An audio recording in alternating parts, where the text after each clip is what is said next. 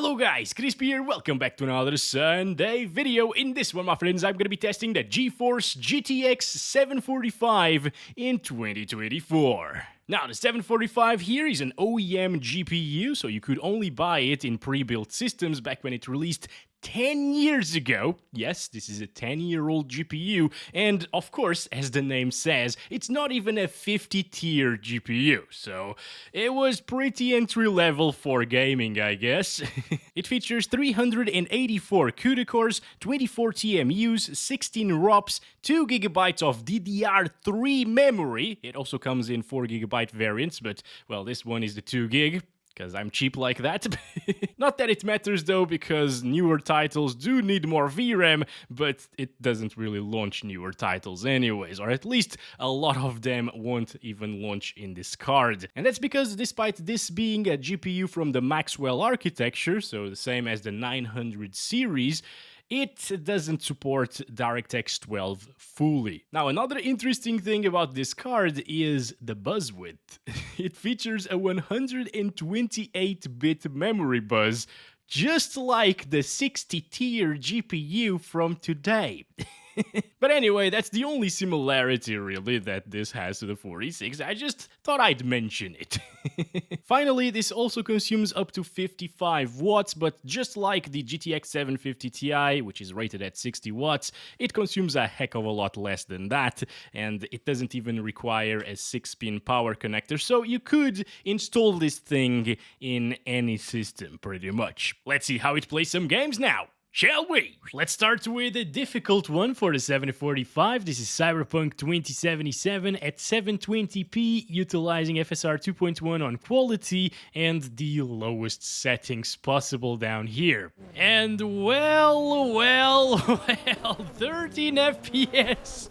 This is worse than I expected. Holy crap. Okay, well, let's go to the settings and change things up because this is absolutely awful. Okay, this is performance FSR now at 720p. Damn, guys. I thought this was a little bit closer to like Vega 8 or something, but no, it turns out it's way worse. Let's do ultra performance FSR at 720p. Oh. Great, we gained like 4 FPS. Oh my god, this is so much worse than a GTX 750 or 750 Ti. But even the 750, this is so much worse than that. Now, this game has FSR 3, which in quality is worse than FSR 2, and I guess, yeah, it works. Oh, actually, no, in quality, this is way better than FSR 2. At least in these ultra performance settings. Okay. But that means that we have access to frame generation, and let's turn it on. We gotta restart the game to apply it. I needed to actually set the desktop to 720p because it doesn't allow you to use full screen with FG. But let's see if it makes a difference, guys. Well, it's almost giving us 30 frames per second, but I am not sure. I don't feel like this is 30 frames per second. It's kind of the same still.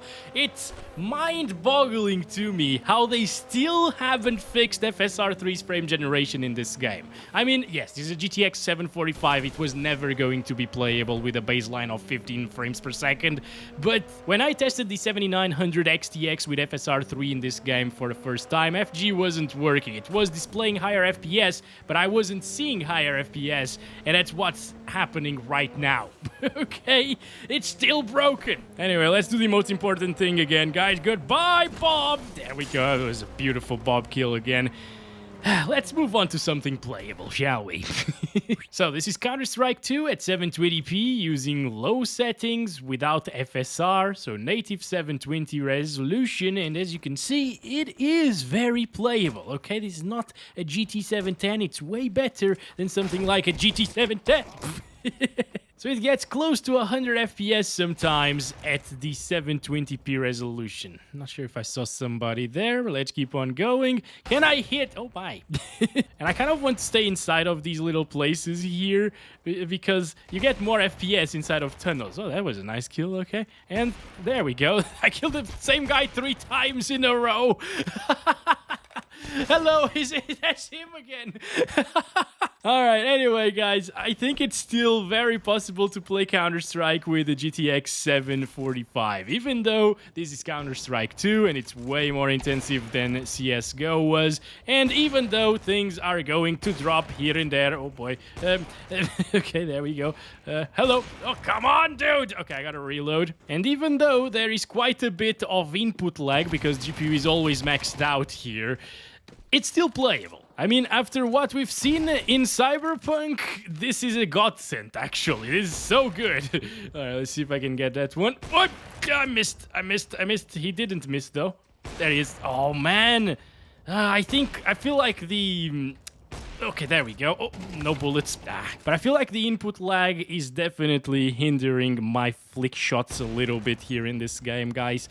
That's because of the 99% GPU utilization. You could mitigate that by locking the FPS. Locking it to 60 frames per second would make it a lot better in terms of that input lag. And I'm gonna do that right now. FPS max 60...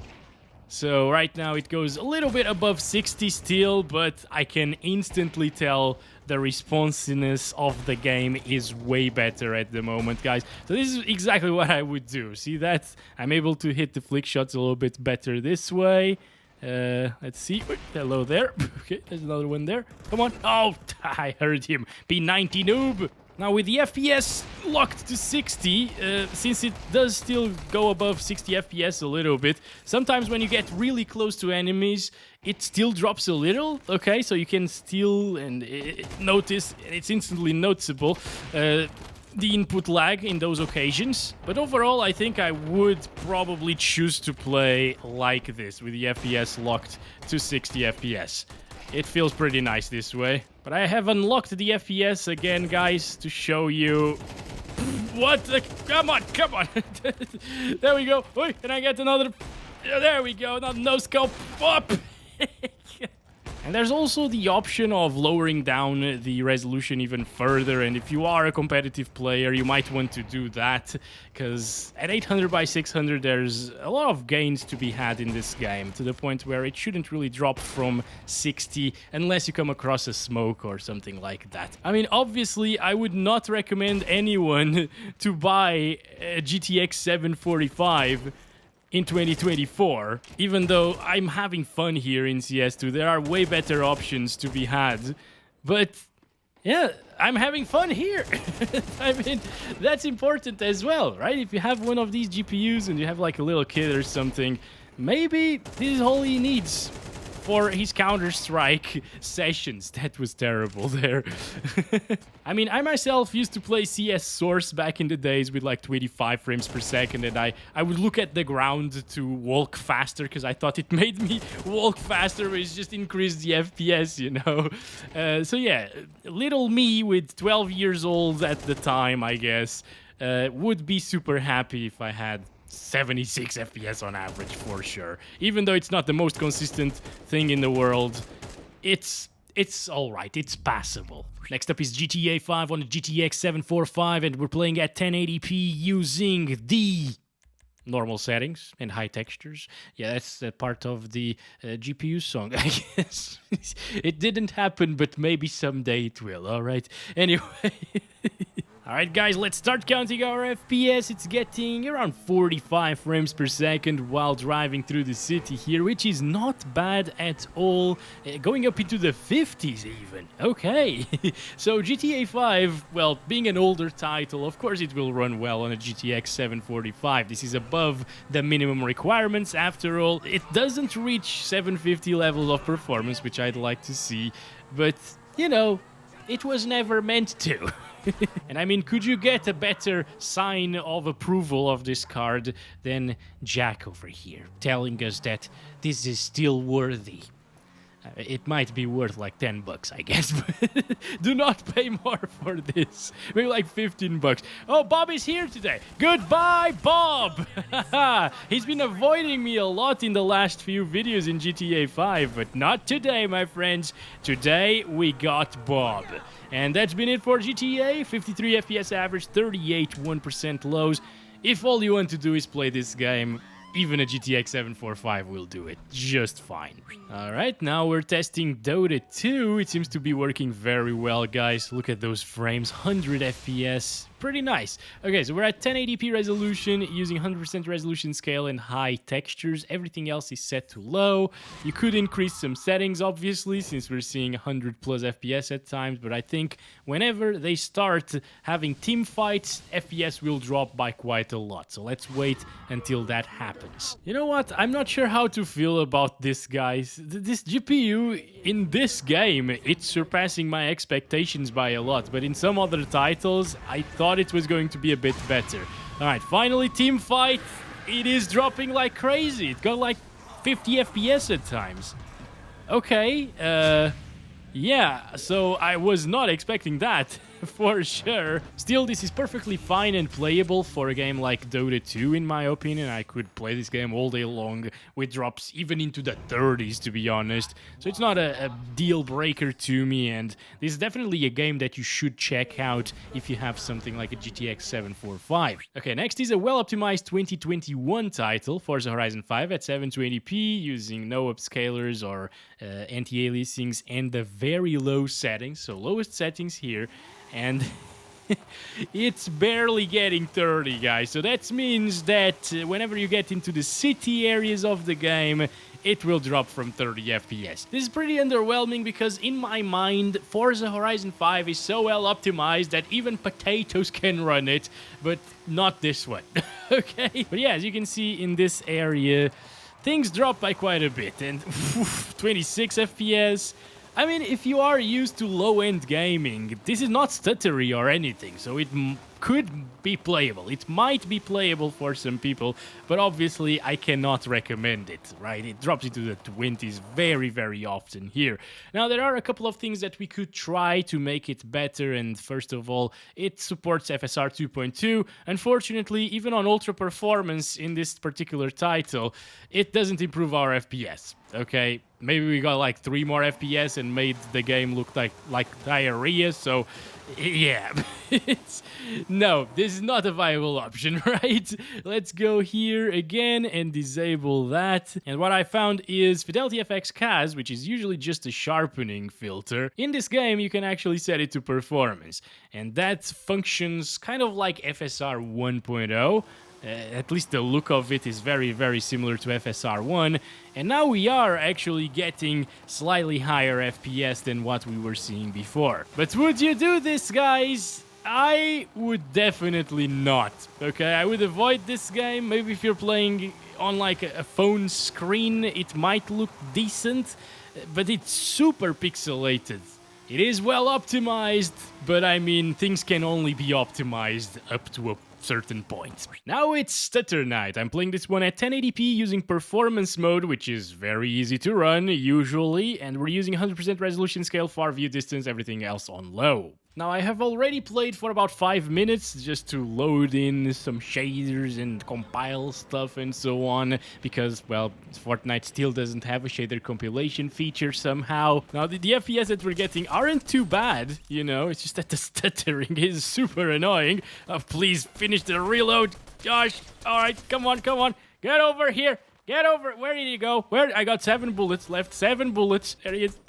Come on. Okay, yeah, too far away. Too far away. Let's move on. Oh, we got a little bush here. We can see the FPS inside of the bush. It drops from 60. What the hell was that? Oh, but there's a guy very close to us. I didn't notice that. But the overall experience, at least in terms of the averages, is actually quite decent, okay? All you need to do to achieve 60 plus all of the time is drop it down to like 720p, or actually, I'm gonna do something else right away. You can drop down the 3D resolution to like 75%, and then you're gonna be playing at P resolution, and yeah, as you can see, that solves our issues. It shouldn't really drop from 60 FPS anymore. It's actually a high refresh rate experience sometimes. What is this? Maybe I should have watched the intro scene, you know, from the game, the little movie that plays. I always skip that.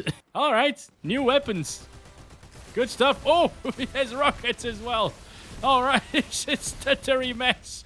Oh, damn. Now it's Fortnite's closest competitor, PUBG, I guess. We're playing at 720p resolution using 70% render scale and very low settings. This means that we are actually playing with a resolution of 500 and something p, and it looks pretty crappy, guys. Okay, not gonna lie, it's very pixelated. But as long as the FPS stay above 30 down there, which, yeah, we're getting closer and closer, and it's just going down, everything will be okay. I don't think everything is going to be okay. Look at this.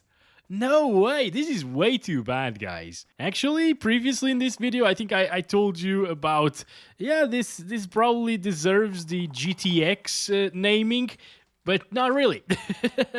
Now that I'm seeing this kind of performance in PUBG, I mean, this is an older title, right? It runs well, very well, actually, on stuff like GTX 750 Ti. Anyway, at least if you lock it to 30 FPS, it's going to be consistent. It's going to have a flat frame time graph then. But yeah, if you're playing PUBG on something like this, do that, it's going to improve your experience a bit, but you will be at a massive disadvantage playing at a very low resolution and really low frame rates as well. Now it's Red Dead Redemption 2 at 720p using the lowest settings, of course, DirectX 12 as well. We might need to utilize some resolution scale because from what I saw right here, yeah, that 20-something FPS ain't gonna cut it. It is pretty slow. For that, I will be utilizing resolution scale here inside of the game. Half resolution scale is half vertical resolution, which is 360p, and it looks like this. And this is what it takes for us to get 30 plus FPS, I guess. And even then, I think it will drop in the Strawberry Town, actually. So, yeah, this is a pretty terrible experience in Red Dead 2. Not a GPU that you want to pair with this game, okay? Look who it is, Mr. Bob. Come with me. Sing, Bob, sing. Oh, look at that, guys. 28 frames per second. It's already dropping here in the Strawberry Town. Ooh. Oh, low 20s. Yeah, this is pretty terrible. It drops into the low 20s. It's not playable. So we can't play newer AAA titles, but that's expected. Let's go back to The Witcher 3 from 2015, playing at 720p using the lowest settings, but this is using DirectX 11 and the new version of the game. I will still try the older version of the game in just a little bit, because this is pretty terrible. As you can see, it's getting 20s, lots of stuttering, although the stuttering is shader compilation stuttering, I guess, because after a while it's gone. But yeah, guys, as you can see, it's really bad of an experience with low 20s in the frame rate. Wow, that is really bad stutter. Holy. It is, yeah. It's not really playable, is it? You'd expect more from a 2015 title, and that's where this comes in. If you want to run the older version, the actual 2015 game, right-click The Witcher 3 Wild Hunt on Steam, go to Properties, go to Betas, select the classic one, and now it's going to update to the classic version of this game. And after a 26GB update, we're back here. I am setting it to 720p resolution again, utilizing the lowest settings. And unfortunately, guys, I'm not able to go to Novigrad again, the big city, because that save game was in the other version of the game, okay, and it doesn't allow me to go back. But as you can see, this is way better in terms of FPS. Yeah, over here there are a lot of houses, getting 30 still. It shouldn't really drop from 30 FPS, I think. It's going to be a pretty stable experience, and if it does drop, well, it's only in extreme scenarios, I guess. Okay, next up is DayZ at 1080p using the lowest settings, poor graphics quality, which don't really look all that bad to me, guys. Like, there's a lot of vegetation, it's decently detailed still. This game is actually well optimized these days, from what I'm seeing here in just a few seconds of gameplay, okay? Let's start counting our FPS. It's full on 1080p. It looks better than like PUBG did. That was at 500-something p, you know? It's pretty impressive. I thought I was going to need to play this one at 720p. I mean, compared to the recent stuff that's been out in the market this year, this is absolutely incredible. Seeing these graphics at this performance on a GTX 745, I mean, come on. Oh yeah, right, you can also zoom in like this. but it doesn't seem to be dropping our FPS. Even though it's improving the quality of a lot of the trees, it doesn't drop a lot of frames. This is good optimization. What the heck? I never thought I would say this about DayZ. I could definitely see myself playing this if all I had was a GTX 745. Rust is next at 720p res using potato settings, 100% resolution scale, but everything else is set to the minimum here, as you can see. And well, inside of the game, it's getting around 30 frames per second. This game used to be pretty playable, and it used to get these FPS with the GT 710 back in the days, like 3 or 4 years ago. But now it's gotten so much more intensive, guys. It's kind of unbelievable, actually. I couldn't believe that the 745 was doing this poor of a job. And I'm guessing in some intensive areas here in Rust, by the way, whenever you open the map, FPS drop like crazy. That's where our 1% lows come from. Yeah, it will likely drop from 30 FPS. Is that the end of the world? Does that mean that Rust is completely terrible and unplayable? Not really. It's not too stuttery, at least, so you can still play it and enjoy it a little bit. And I myself used to play this game a lot with a CPU bottleneck and an FX processor back in 2014 or 15, and I had a lot of fun playing it, even with drops into the 20s. Still, guys, with these graphics, I cannot recommend it. Like, look at this. Oh boy, this one is gonna be bad. It's Hogwarts Legacy at 720p with 50% resolution scale because of FSR 1.0 on performance, and obviously I'm using the lowest settings, and well, it's below 20 frames per second. Kind of expected. I mean, this is not a UE5 title or anything, it's UE4, but it is somewhat recent and it's demanding on these very old GPUs, of course. So this is a game that, unless you like slideshows and oil paintings all at the same time, yeah, I wouldn't bother with this. Now I'm playing Apex Legends at 720p using the lowest settings. And alright, looking at the entire map, it's getting like 40, 50 FPS. Sometimes it goes down to the 30s, especially in the spaceship. It did drop down into the 30s. Let's see if nobody else dropped with this. Oh boy, there's a squad over there. Okay, I'm just gonna start counting our FPS and run in the other direction. Okay. And well, inside of the smoke, it gets like 40s, 50s still. It seems like it's going to be playable. Let's go down there. 50s. Look at that. 40s sometimes. Not too bad. I expected worse, especially after seeing Rust and so on. Like, yeah, things were pretty rough there, and the graphics of Rust were terrible as well. Alright, you know what? Again, I was really thinking that this would be absolutely awful, but it really is. What the hell is that? I don't even know, guys. Oh boy. Oh boy. Okay, throw this out, and let's go in this direction. 40, 69 average. Perfect. Absolutely amazing. That's exactly what I wanted to see. Oh, they shot at me, and the FPS dropped so much there. And let's see worst case scenario with a couple of smokes as well at the same time. It does drop from 30 FPS, as I expected, guys. So it will drop down into the 20s. It's only for a brief second or so, but yeah, it will happen. It's not amazing, but it is playable. I think this is probably worth installing and giving a shot. Alright, let's play something a bit less intensive and a bit older right now. This is Battlefield 1. It still looks beautiful, even though we are playing this at the 1080p resolution and the low settings. Okay, 100% resolution scale, so it's native 1080p, and we can definitely play this game and enjoy it here with 40-something frames per second. I feel like it is a decent experience.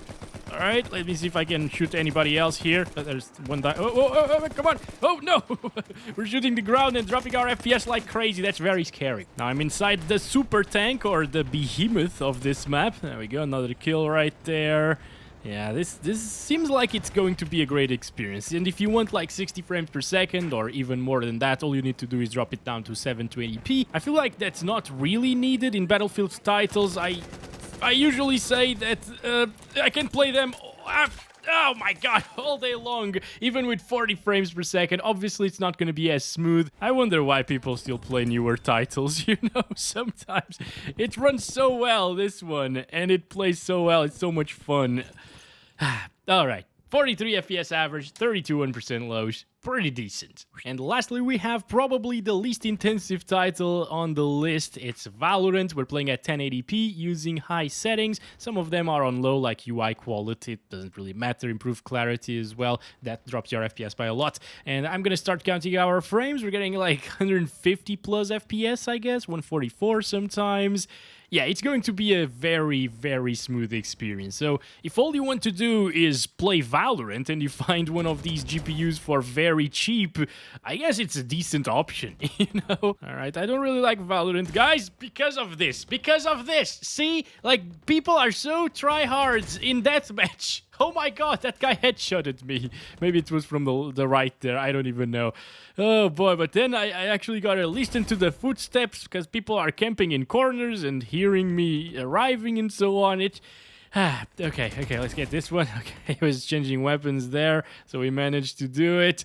But I'm gonna try my best still, okay? Of course, if you throw around, like, ultimates and so on in the competitive mode and smoke effects, gosh, that was terrible.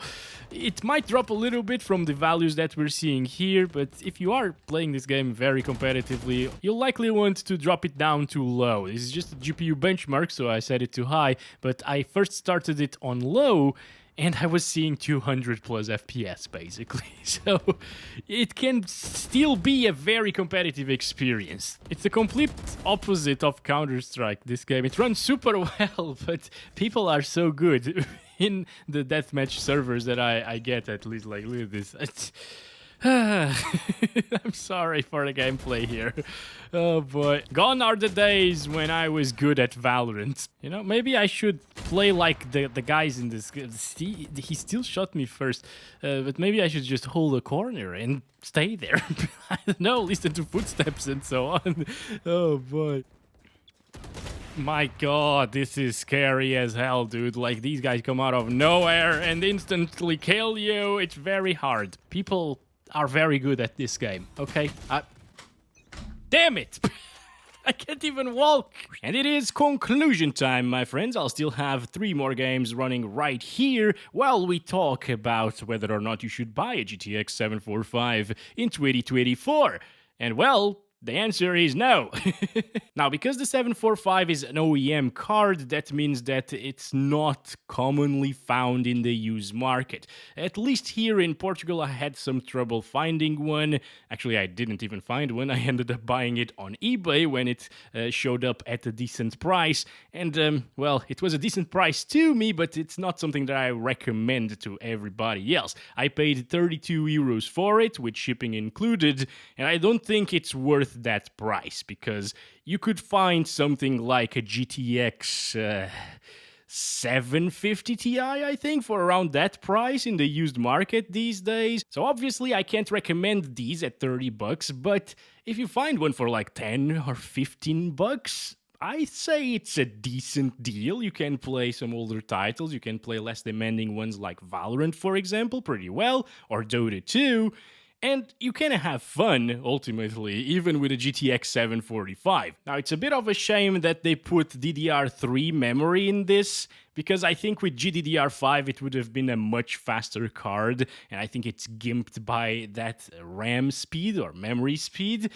But hey, it's a 745 once again. It's not even a 50 tier GPU, and it's pretty interesting to see something below the 50 tier that's still GTX. The 600 series also has the GTX 645, and yeah, I look forward to taking a look at that sometime in the future. Still, it was interesting to see a 45 tier GPU, and I wish we had something like these days, you know, like, we only have down to the 50. Actually, the 40 series ends in the 60 in the desktop. We only have 4050 in the laptops. And it would be interesting to have something lower tier, lower priced as well. We need something like the 745. Maybe not, actually. We just need the 4060 to be called a 4050 and to be priced at 150 bucks. Thanks for watching. Catch you in the next one. Love you all. Bye-bye.